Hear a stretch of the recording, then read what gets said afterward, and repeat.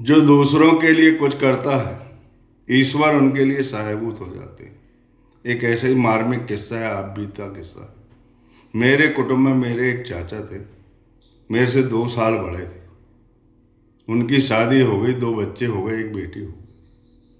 अचानक बीमार हो गए, बहुत इलाज कराया उन्होंने, लेकिन वो बच नहीं पाए। उन्हें हृदय रोग हो गया था। लेकिन हमारी जो चाची थी, जिसके छोटे छोटे 2 बच्चे, एक बेटी, बड़ी निराश रहने लगी। लोग मदद भी करें, सिंपैथी भी रखें, तो कितने दिन की सिंपैथी होती है। मजदूरी ढूंढने जाती थी, मजदूरी नहीं मिलती थी। उस समय मजदूरी भी नहीं थी। बिल्कुल जीवन उदास हो गया था, सब कुछ लुट गया था। बिलखता सिसकता जीवन हो गया था, बहुत कठिनाई थी जीवन। जब मैं अपने घर जाऊं नौकरी से,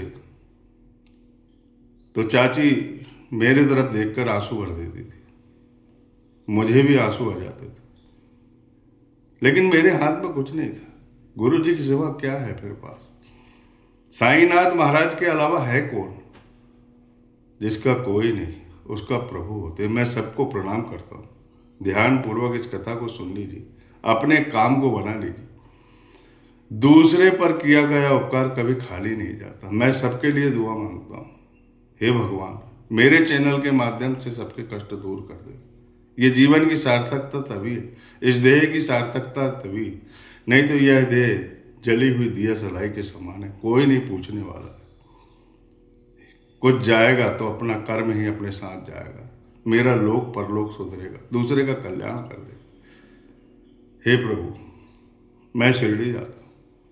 शिरडी जाने के बाद भगवान का चारों जगह चिंतन करता हूँ, समाधि स्थान पर भी, जावड़ी में भी, द्वारका माई में भी, और जहाँ जहाँ भगवान मिलते सब जगह बोलता हूँ कि मेरी चाची का कुछ कर दो।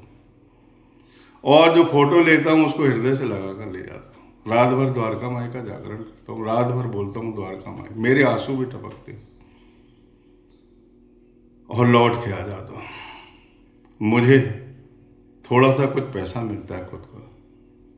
मैं अपने क्षेत्रीय जनप्रतिनिधि, क्षेत्रीय नेता, जिनको एमपी कहते, सांसद, उनके यहाँ चला जाता हूँ। कोई जान पहचान नहीं, कोई नेता की जगह कुछ नहीं। उनके बंगले पर 15 दिन रहता हूँ, हर दिन उनके पैर पड़ता हूँ, लेकिन बताता कुछ नहीं। 16वें दिन मैंने बता दिया कि मैं 15 दिन से आया, मैं हिम्मत नहीं कर पा रहा था, इसे नौकरी दे दीजिए। कोई भी छात्रावास में खाना बनाने का काम, कुछ भी काम दे दीजिए। अभी नियम भी है और पोस्टें भी है। तो बोले मुझे इसके लिए क्या करना पड़ेगा? पहले तो मैंने उन्हें साईनाथ की जो फोटो थी, जिस फोटो को मैंने 15 दिन दिल्ली के मंदिर में रोज भगवान से स्पर्श कराता था, रुदन करता था, हे साईनाथ महाराज, मैं तुमको ही भेंट कर रहा हूँ, लेकिन मेरी चाची को नौकरी दे दे। मैं ये भेंट उन्हें दूंगा। 15 दिन तक के मेरी सेवा या मंदिर में हुई, और वहाँ जो कुछ भी मिलता था, कभी भूखा रहना पड़ता था, तभी भूखा रह लेता था, लेकिन मैंने मन में ठान लिया कि मेरे साईनाथ नौकरी देंगे। और वो मूर्ति को देखते रहता था, वो फोटो को देखते रहता था, निहारते रहता था, अश्रुपात होता।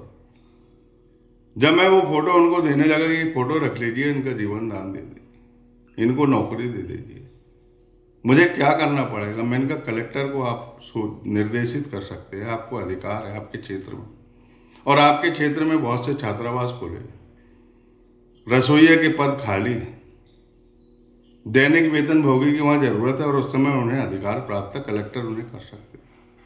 मैंने उनको फोटो दिया, फोटो उन्होंने वापस कर दी।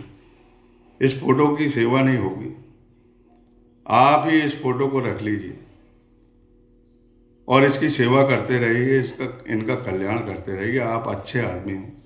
मैंने उस फोटो को ले लिया और मैं समझ गया कि साईनाथ महाराज नौकरी दिलवाए।